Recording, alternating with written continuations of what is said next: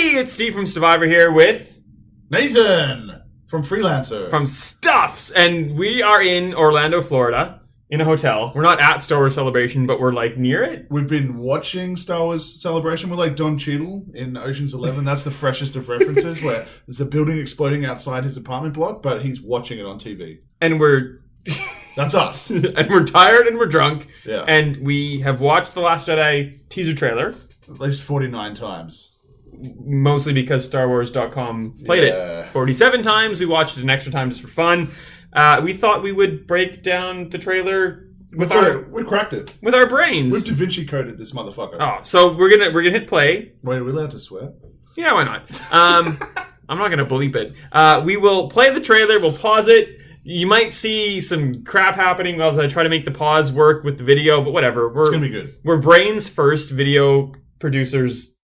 Yeah, with a 50th. talent. Yeah, so it'll be fun. Have fun. So we're playing. We're playing now. Right now. There's lots of awkward stretches of like logos and black screens. Right now there's like a rock, I think. Yeah, we're looking at like volcanic rock. Oh, a man. fist. Okay, I'm going to pause it. Yeah. So this is Rey. She looks perturbed. She does. She's upset. And I propose that she looks perturbed because she has just recently emerged from a cave that you can see in the background. Yes. And she's had, as I called it originally, an in-head thing. Which happening. is a vision. Which, Normal lingo, Star Wars lingo, is in-head thing. if you recall, was it Empire? Yeah, Empire Strikes Back. People who go into caves don't tend to see very nice things. No, you see like Vader kill you. You see perhaps, and I'm going way ahead. You see maybe an iconic Jedi, perhaps the Last Jedi. He might be multiple Last Jedi, saying things that you wouldn't expect from a Luke Skywalker. Yeah, you see things that you fear. Hmm.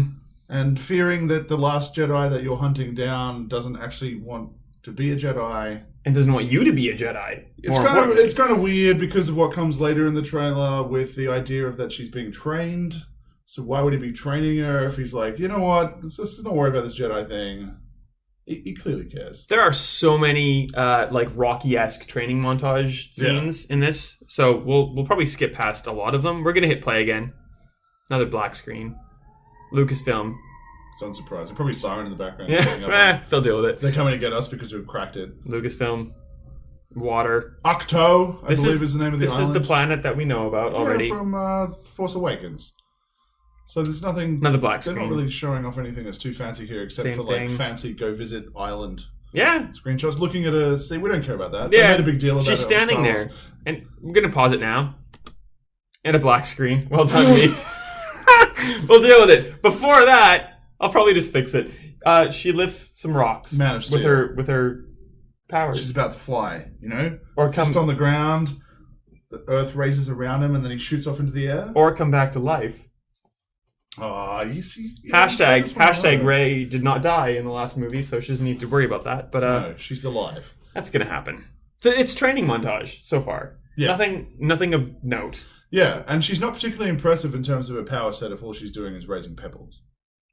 True. Right? Even Luke was kind of... In Dagobah, he was raising R2. And X-Wing. No, that was Yoda. Oh, that But was. He tried. He tried raised really R2 hard. and some boxes and stuff and some stones, like much bigger stones than that little pebbles. Whilst doing a handstand. While doing a handstand. Why with no Yoda handstand? sitting on his feet, I'm pretty sure. So Wow. she's behind the curve. Hit pause or hit play again. Some more black screen. Wow. Princess Leia's. I'm going to pause it again here. You know what? She looks like the Bride of Frankenstein. I love Carrie Fisher. The tribute was horribly, horribly depressing because it was amazing and so emotive and meaningful, and I love her. But she has gray hair going up like from her temples up to her weird like beehive hair. She looks like the Bride of Frankenstein. I'm going to ruin something for all you fans back home. If you watch The Force Awakens and see her final hairstyle, which is the point at which she shuns Chewie and refuses to hug him after they've both lost the man that they love the most in their life, she looks like Bram Stoker's Dracula. Once you have seen that, you can never unsee it. So you're welcome. Damn it. Oh, let's play again. Okay, right. pause. So there was some debate. Initially, you thought that was Darth Vader's helmet. Yeah, but it's not. I propose that is Kylo Ren's helmet Because it's got the little silver bits. the chromy like phasma bits in it. And also, I think Vader's helmet was already like half ash in like a pit, and this is definitely not that container. But what threw me was that they have the Darth Vader's breathing sound happening while they show this shot. And I'm like, oh shit, that's Vader's helmet. You hear a little bit of a, But I think on reappraisal, especially in freeze frame, that's clearly Kylo's helm. And he's gotten rid of it, which is kind of good. Yes. He doesn't need it anymore. He does not. Smoky. Not Snoky. Smoky. Oh. Right? This, right here. Yeah, this was hard to see what the hell was going on initially because the spotlight actually distracts from what we should be looking at, which is the outer area, which is a giant tree. It's a gigantic tree. I don't really understand what. I guess it doesn't have to technically be gigantic, but like it seems like the zoom in, it looks like someone's built something inside of it, like they've barricaded it off. Or it's right. Is it either macro or micro? I can't tell. Like if it's like a really big tree or if it's like a bit of a tree and there's something. It seems like it's in a cave, right? And they've made some light. They've disturbed something. There's a pillar of light coming down on a ledge that is at a boarded up entrance. Like there's a whole lot of mystery around this, but like what I find most important is this is a teaser trailer. I hate that they call it a trailer. It's a teaser. Yep. And they've chosen in the very limited shots that aren't black or logos or, this December or whatever the hell they're trying to pin. This Christmas. Yeah, they have shown Sweet Christmas. A shot of a tree, like, oh yeah, here's a shot of a tree. And that is like one of the most interesting and mysterious parts of the trailer. Like that seems a weird thing to admit. Like why are we focusing on a tree? And we never deal in facts on anything I do, so you are half knowledgeable in this, and I would like to hear your explanation as you told it to me. Apparently there's a tree thing with trees and things. So canon in the recent canon, if you go read the Star Wars comics, there is a secret facility, I believe it's being run by the Emperor, and there's some mission to go and get stuff from it, and Luke breaks in, takes a few Force-sensitive trees. Sounds really weird. I don't know how it works, but he steals them, and I know that at least one of those trees, and I think there was 2 or 3, one of them ends up with Poe Dameron's parents. And when they kind of retire from this life of fighting in the rebellion and want to have a kid, which is ultimately ironic because their kid ends up in the resistance, they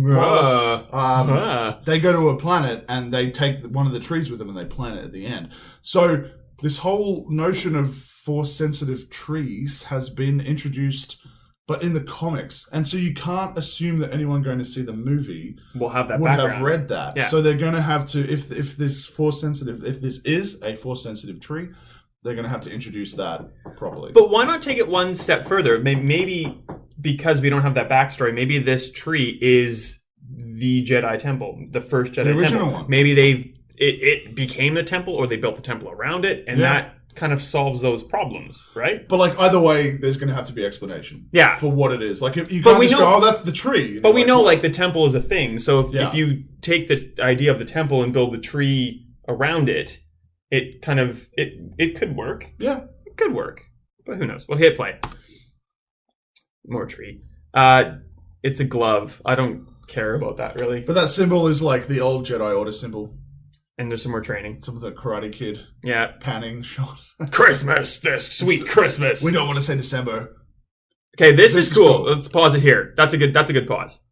Okay, so there's a lot going on in this shot. That's a great spot to pause it, man. And so we have in top center we have a new ship that is kind of reminiscent of a B-wing, but not really. It's not a B-wing.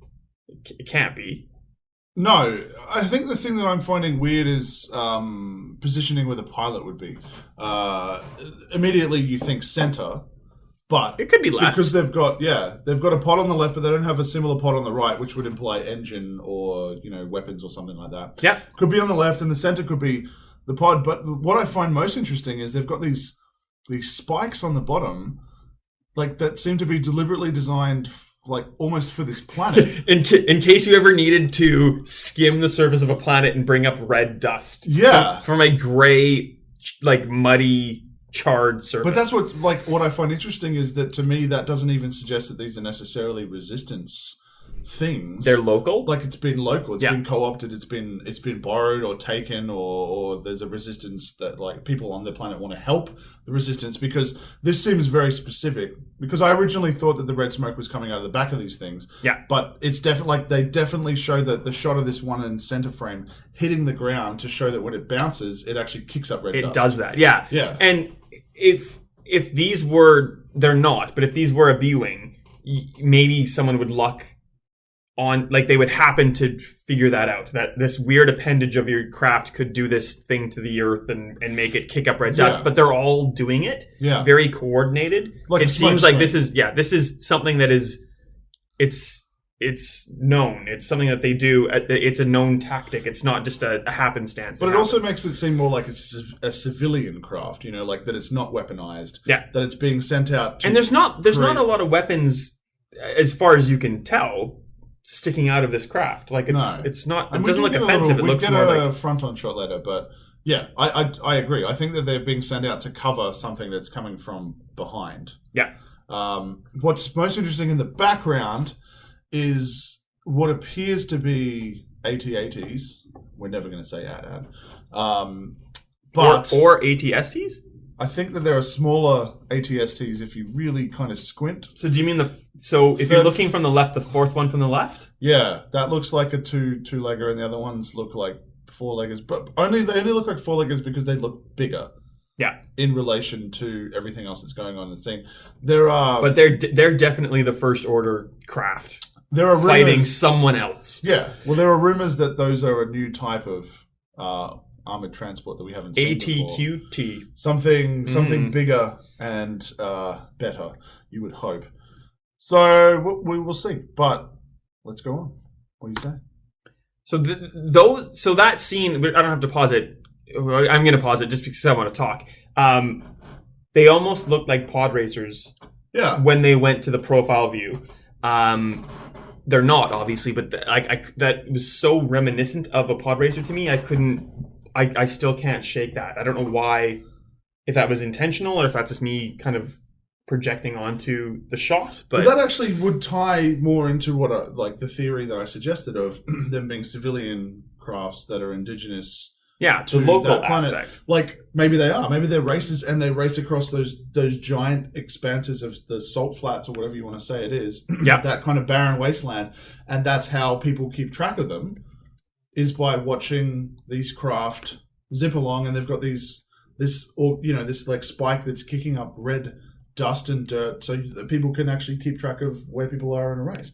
Yeah. And also the people in front can kind of be Mario Kart-like, throwing bananas out the back and then distracting people behind them with red smoke. And the First Order are the blue shells and the green shells and the lightning bolts and everything else. Yeah. So in between all this, we also had a shot of Finn, who was still in a coma.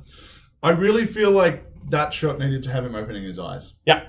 Like the classic moment. Because I don't think they were going to bring him out on stage at Star Wars Celebration and promote the fact that he's in the movie if he's just going to be in a coma in a Bacta tank and it's like, well, let's check in with Finn. Yep, he's still floating. He is not the Luke Skywalker of Episode 8. You would hope that he wakes up early on. But nice. I feel like if they'd just shown his eyes open or a twitch or something, it would be like, okay, we know he's coming back. Yeah, cool, we can move on. Nice. And then we get to this scene, which is Poe Dameron clearly running to his ship, not trying to get to it before it explodes. I think he was running to the ship while something exploded. He wasn't expecting this explosion. So you said sabotage, and I tend to agree. Yeah, I think that they're all kind of been scrambling to get to their ships. I mean, you can see other rebel pilots in the background as well moving to their ships because they're under attack. Yep. And they get to their ships, and the ships explode, which suggests sabotage. Which is interesting because we've already explored the idea of a First Order stormtrooper having a change of heart and switching to the Resistance. So why not have some spies and planting the seeds of distrust and stuff to make that whole resistance element of the story a whole lot more interesting, because I mean ultimately we're going to see The Last Jedi to see Luke Skywalker. We're going to see what happens with Rey. We want to see what happens with Kylo when they confront both of them. When Rey confronts to have a round 2 because she bested him the first time, he's going to want revenge. Luke's going to want to say, "What up, bro? You kind I would like to say anything at any time." Yeah, hello. Well, you kind of destroyed my Jedi Order. Like, so there's some scores to be settled in the Force sensitive side of things. But I would hate to think that they're just shoehorning in the Resistance. They're shoehorning in Leia's story. They're shoehorning in Poe's story. I would like to think that it's more neatly tied in than that. And the whole idea, like, if there's a mystery element around, like, who can we trust, who don't we trust? Like, we've got some traitors in the midst. Yeah. Because in my mind, from The Force Awakens, the Starkiller base destroyed the New Republic, so there is no governing body. Yeah. The whole galaxy is up for grabs again. Yeah. And the Resistance, I don't feel, from the impression that I got about the size of their forces, if we're to assume that we saw, not the extent, but like a taste of what they had, I feel like the First Order, if they can afford to build a planet and turn it into a super weapon, is a lot better funded, and they're probably the easy step in, like, hey guys, New Republic's gone, we're here now, we're in charge. Well, who's disputing us? Nobody. And then the Resistance becomes the Rebel Alliance, basically. Oh, for sure. And you alluded to it, but you didn't full out say it, and I'll happily do it. We were introduced today to a new character, a Resistance mechanic. Rose. Yeah. And, we're in a shot in a hangar or, where mechanics hang out. A facility where at least, engines and vehicles exist. So it gives her ample opportunity to perhaps lay a trap or sabotage something to cause this explosion, and maybe she's not as good as she's a very small, dainty. She was described as a Disney cartoon come to life. Yep. That's almost the perfect character to be a traitor, the opposite of what you expect. And who knows? Like, we're totally speculating at this point, but it would be a cool twist. It would certainly make her more interesting. Absolutely. As a new character, it would give her more weight, and it would make me I think as an audience member, it would make me understand why they're. And this is if they do it, if they dedicate time to a new character as opposed to, well, like, guys, I'm already interested in what's happening with Rey, whose story is different from what's happening with Finn. And then there's Luke, who's with Rey, but he's doing different stuff. And then there's Poe. And what's Leia up to over there? You know what I mean? Like, we've already got enough characters to track in a 2-hour, 20-minute movie. We don't need to introduce new ones unless they're adding something to the stakes. And it's a great parallel to Finn. This guy who was... basically, conform, follow this doctrine, and he wanted freedom. She is someone who, she sees too much chaos in this freedom. She wants something that's more structured. So she's working towards, putting the First Order back in power. So there's this kind of overruling power in the universe. And it's not chaos. Everything is defined. So... What I want to, unless you want to add to it, last point I want to make about the specific scene that we've finished on is that all of these kind of starfighters in the background are exploding, and while Poe's iconic black X-Wing gets caught up in a little bit of the explosion, I don't actually buy into the fact that it properly explodes. I know this is a sci-fi movie, but if that explodes with the distance that he is to it, he dead. Yep. BB-8 is not in happy shape. Nope. And... as, maybe they do kill them off in this movie. I don't believe that would happen. I would like to think it's more of a situation where everything around him gets destroyed and he's the sole one who has to go out, or there's a couple of stuff. He's knocked out for 10 minutes and has to eventually get back into the fight. Like, I want him to get knocked off his feet and then to jump up and realize he's the only one going up in an X-Wing.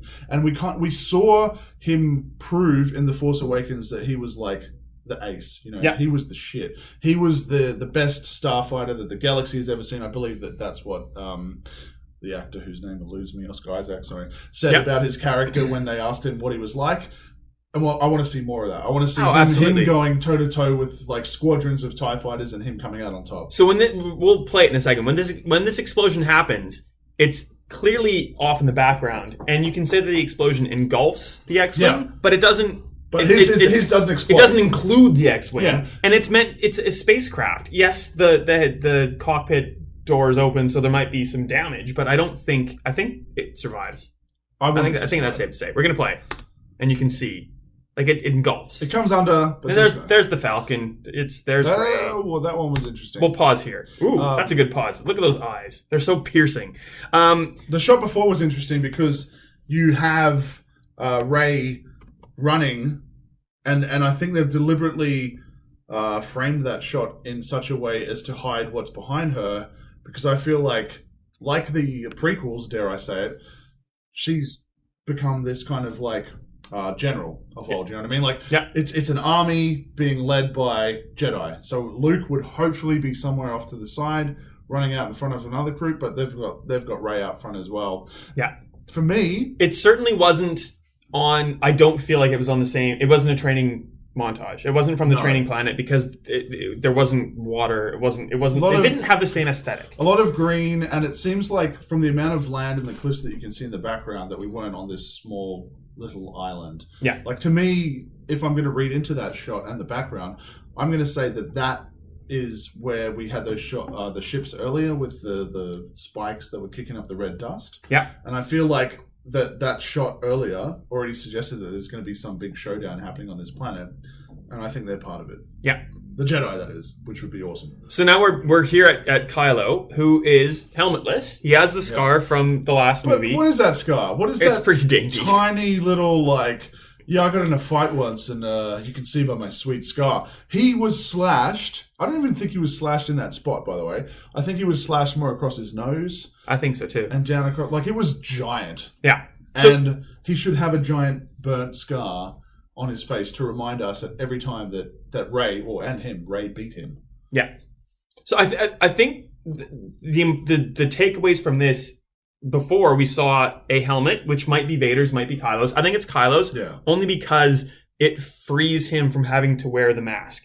And what's his name? Adam Driver. He is an emotive, amazing actor. I think this frees him up to be able to actually express himself. Yeah. And he did a great job in the first movie. This lets him just kind of continue that on. I don't think he needs the helmet anymore. Like the helmet kind of hid the fact, and not really, but it kind of hid the fact of, his parentage and where he came from. That's obviously in the open now. He just gets to be a character. This lets him emote like Rey can, like Finn can, like anyone else can. I don't know where I'm going with that. Well, the helmet, I think, was a deliberate decision to dehumanize him as well. Yeah. When you're seeing, like, when you first meet Kylo, you meet a helmet, you meet a voice that is not his natural voice. It's digitized and almost a cog of the First Order. Like, and you're looking at him and you're going, he looks humanoid. He's being referred to by these other characters as maybe having had a past that was human. So they're kind of linking him to Vader, obviously. But like, is he human? We don't know what he looks like under that. We know Adam Driver's playing the character, but do we get to see, So it was a great introduction, but I think that, like, he's had a little tanty and he's destroyed that helmet and he's decided he's going to he doesn't want to be Darth Vader anymore. He wants to be something else. Yeah. He wants to be bigger and better than that. Like, he was kind of beholden to, like, this is my genetic destiny, I've got this in my blood. And now he's like, you know what? What if I'm not trying to be someone or live up to someone? What if I'm just being me? And still with the red, non-perfect, very flawed, emotive. And I think that ties into the end of this teaser, like, in so many ways. So we'll keep going and kind of explain it there. There's a whole bunch of stuff happening here. So first we saw an image of like a burning structure. Luke Skywalker with R2-D2, and either, like, it could be the first temple. I think that's more akin to. I think that's a flashback. I think this is a flashback. I think we're going to get to see more of that. The flashback from the original movie. We saw a very brief flashback of Luke putting his cool as fuck robotic hand on R2's head to calm him down. Like, it was like, chill out, R2. And there was a kind of burning bodies in the background, I think. So it was like he had lost everything. Yeah. I want to see more of that. I want to see more of how that played out. I think we're going to get to see that. I think that's going to be crucial to something you touched on earlier. Yeah. Which is, before we were recording, which is the idea of why has Luke gone into exile? Like, this seems to be a really weird Jedi tendency that we saw with Yoda in Revenge of the Sith. He has one round against Palpatine. He doesn't technically lose against Palpatine either, but then he just goes, oh, well, tried that on. Got to go into exile now. Like, but no, guy, you are literally now the world's best hope to save the galaxy. Like, this hasn't started yet. You can kill this before. At the time, only hope, because as far as we knew, he was like literally the only one that survived that order. As far as he knew, yeah. Yeah, and almost had Palpatine, but kind of like, eh. So the thing that has bugged me about The Force Awakens is that Luke was training these new Jedi, and Kylo Ren went ballistic, and he just kind of went, and he was training Kylo as well. Yeah. So it was his fault. It was directly his fault. He failed. And he didn't try to fix it. He wiped his hands of the matter and just left. Yeah. And I'm out, guys. So, like, good luck, Galaxy. Star Wars is all about this balance. And the balance clearly shifted at that point. Like, I think it was probably overwhelmingly good at that point. So I guess he could have expected a swing back to the dark side, kind of trying to even it out. Yeah. But, like, you're a good guy. You don't just let the dark side increase. Like, you should fight that. You should always fight that, shouldn't you? And I think the problem is, as well, what they do with Luke in this movie, I think, is the most important, because we grew up with Luke Skywalker being the hero. Oh, like the dew-eyed, bright-eyed, big-eyed. There was no point during my childhood watching Star Wars that I thought that he was going to turn bad. You know what I mean? Like, if you listen to interviews with Mark Hamill, and especially the sort of discussions that he was having with George Lucas about episodes 7, 8, and 9 way back in the day, because the reason they put numbers on them was because George Lucas always intended to create 1, 2, and 3, and then he wanted to do 7, 8, and 9, I think, at the very least. Yeah. I think it went up to 12 or something stupid. But anyways, he definitely wanted to do 3 trilogies. The discussions were, you know, in Mark Hamill's mind, he was like, well, I've got to turn bad. Like, I've got to turn bad. Like, you know, I kind of and he followed. It's like the lineage at that point. Like, he needs to become. Yeah, but that makes it so much more interesting as well. Like, if Luke is actually bad or turns bad in this, then it's like this idea of, like, can I change fate? Like, am I destined to always try to be the best Jedi, but end up being the worst bad guy? Yeah. Okay, let's keep playing. Well, that's Phasma. That's Phasma. Yeah, that's not the Knights of Ren. No, which was what I thought originally. You thought as well. I thought too, but no, you're right. That's Chrome. So Phasma's back, and that might have been part of the flashback, but it might be something different. And of course, like, Phasma needs to come back for that character to be hyped so hard in The Force Awakens, and then get relegated to a trash compactor. She was terrible. Yeah. So yay Phasma. Let's keep going. Space battle. I don't think there's much to say there. Yeah. They're protecting the planet that we think that Luke was on. Oh, that's interesting. And this is Luke in the same cave that we think it's the same cave that Rey was exiting. It looks to be the same cave, and that lends credence to our theory that, you know, as happened in Empire, Jedi in training goes into a cave, has some sort of weird experience, an out-of-body vision of sorts, gets screwed up, and has to deal with that. Has to confront that. And Luke is either, I feel like Luke saying the Jedi need to be ended is part of the vision. Yeah. But it could there's so many things that could happen from this. And we had another theory that it's always about balance. The light side and the dark side of the Force. And it's a constant, ever-changing, ever-shifting battle. But battles need to end at some point. If you want a resolution, you need to find a way to find you need resolve. You need to find a stalemate at the very least. I'm not speaking very well anymore, but you need to basically merge the light and the dark side and embrace both sides of the Force. And that would mean that the Jedi end and the Sith end, or the light and the dark side end, and you are this weird hybrid that can embrace good and bad and find some sort of balance in yourself. And that's reflected in the canon as well. If you go to certain, I guess they're a bit more obscure, Clone Wars episodes where certain characters do encounter depictions of the light and the dark. And more recently in Rebels, there's a particular character on a planet who is neutral. and refuses to be either light or dark, and even goes out of his way to kind of punish the light side for asking him to join a side, and then punishes the dark side for going and starting shit as well. But so yeah, balance is the key question. But I think what's most important is that The Last Jedi needs to address some pretty big stuff, like why Luke removed himself from the board. Yep. We've heard people talking about it. We haven't heard Luke at all talk about why he did. Because like you said, like it's a massive problem if he's created these massive galactic issues. Yep. Because, I mean, Kylo Ren goes on to join the First Order. Yep. Helps the First Order screw up a whole bunch of stuff. Build a star killer, which destroys how many odd planets. Yeah, and if there's one guy who's capable of fighting a dude who knows how to use the Force and a lightsaber, it's Luke Skywalker. It's at the time, the Last Jedi. Yeah. Who might not be the Last Jedi, or only... And Jedi might be plural, Yep. so...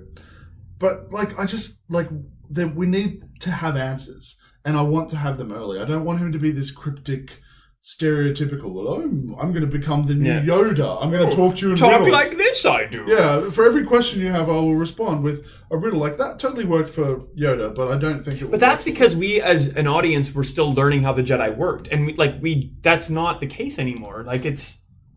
there's still obviously things like Force trees, I guess, that we are new to. But, like, we know how the Jedi work, and we learned how the Jedi worked in Luke. So you can't, he can't just be this weird, mysterious...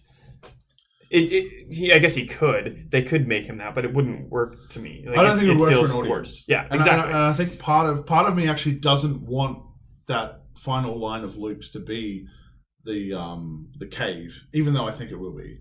Yeah. They put it in there to be provocative. They put it in there for the same reason that there's that iconic shot in the Rogue One teaser where Forrest Whitaker's character says, "What will you become?" And there's that shot of, I can't remember her name, but the main lady in that, looking up at the camera wearing her Imperial outfit, and you're like, oh my god, does she become bad? And then years later you find out, or a year later you find out that no, that was never in the movie, that shot. Like, that was just probably a disguise, I guess. We had the cameras rolling and she looked up and I thought that looked great and I thought they could use it in a teaser. Yeah. But, like, that's what a teaser should do. It should get people discussing like we're doing. Yeah. It should be provocative.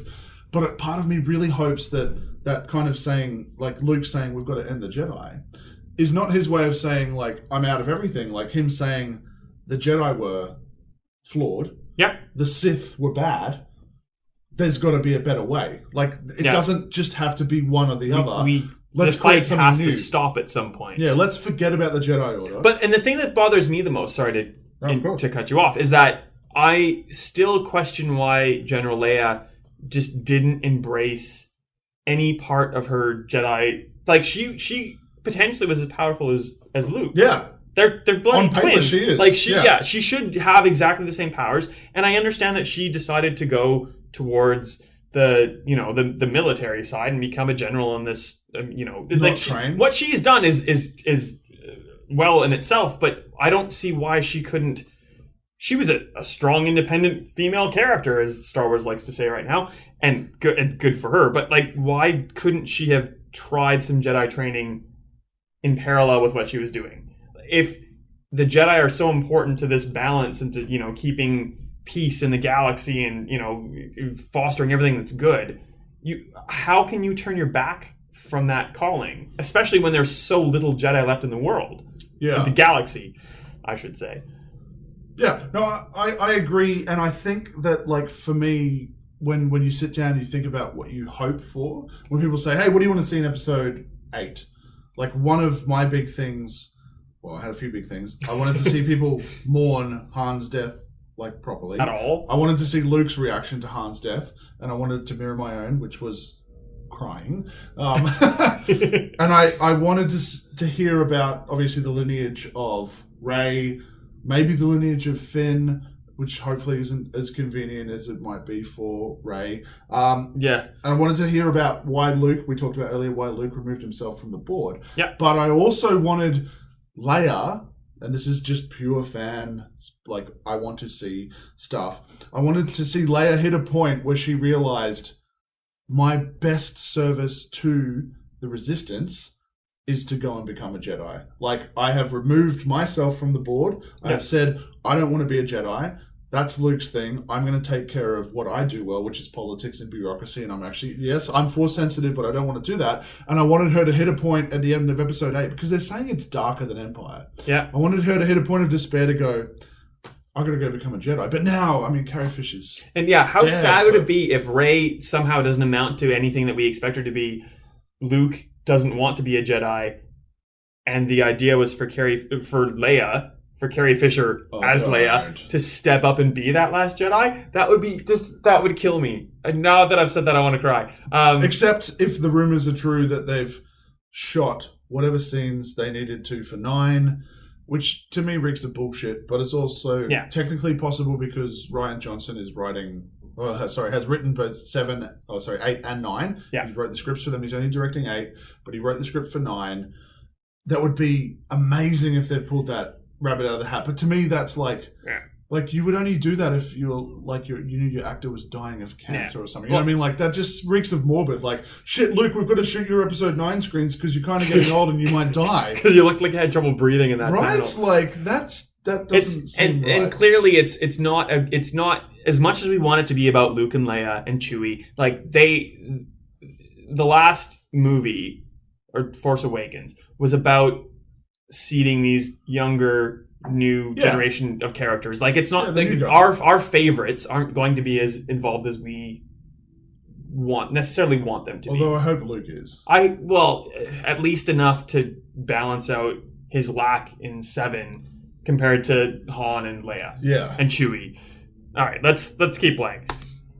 I think we're just up to Star Wars: The Last Jedi. Text and some words. I think there's not much left. I think that's it. Like, the usual trailer. Just like 30 seconds of just full on December and things. You can't there you pre-order go. tickets yet, and don't worry about it. It's not yet rated. I love that they had to add December because they said this Christmas earlier. Like, if you just said this December, you wouldn't have to add December at the end. Right? Because this Christmas is also like holiday season. True. And holiday season in gaming terms. That's when the Project Scorpio comes out. Yeah, but like holiday releases start from August. October? Oh yeah, true. Yeah. You're going way early, which is true now. But like mid-August is like, that's when the holiday releases start. And they used to end in October. But now that's stretched to November, and just thanks to Ubisoft, Ubisoft, it stretches to December. There you go. Days. I like that you tied this all back into video games. Well done. Welcome, yeah. So we're actually here to see Star Wars Battlefront 2. We have no idea what to expect yet. It's coming. We'll have partial ideas, but we'll have some ideas. Obviously, in the coming days. We saw the 30-second. All eras. What? All eras. All eras. Oh, not all errors. All eras. Yeah. With words and enunciation. Yes. Nate, anything left to say about anything? No, Star Wars? I'm excited. I hate teaser trailers. But I'm excited. I'm actually kind of more excited about that poster than I was about the trailer itself. Yes, it was fantastic. Luke looks angry in that Luke's poster. Angry. Kylo is like half as big as Luke. And you can't see his mouth. And I think a lot of Luke's anger is in his mouth. But his eye, he looks pissed. And you were saying before that Luke looks really angry and Kylo doesn't look angry. Like, is this? Are we seeing a shift of these characters into their opposites, or a shift in the way that we see and perceive what is good and what is bad, or what is dark and what is light? Which lends credence to the idea that maybe the end goal is to try to fix, air quotes, the balance by letting go of these ideas of good and light and kind of embracing everything. Yeah, and one side being has a to destroy another, and yeah. Well, there you go. go. Very kind of Matrix ending. Please tell us what you think. If we're completely off the mark, or if we're like the smartest people ever. If you want to give us a job writing the next, the episode 9, doing some rewrites, we'd happily do that. It's fine. We'd settle for writing a video game script or The Force anything Unleashed. really. Force Unleashed 3. Yeah. We'll take that. Yeah. God. Oh yeah. Oh yeah. So oh yeah. Don't you know that'd be great. And we're done. Done. Like, comment, subscribe, whatever YouTube says to up do. Vote, down vote. Where can we see your stuff as normal? Don't go looking for me. K-Zone. Yeah, that'll do. Okay, we're done. Goodbye.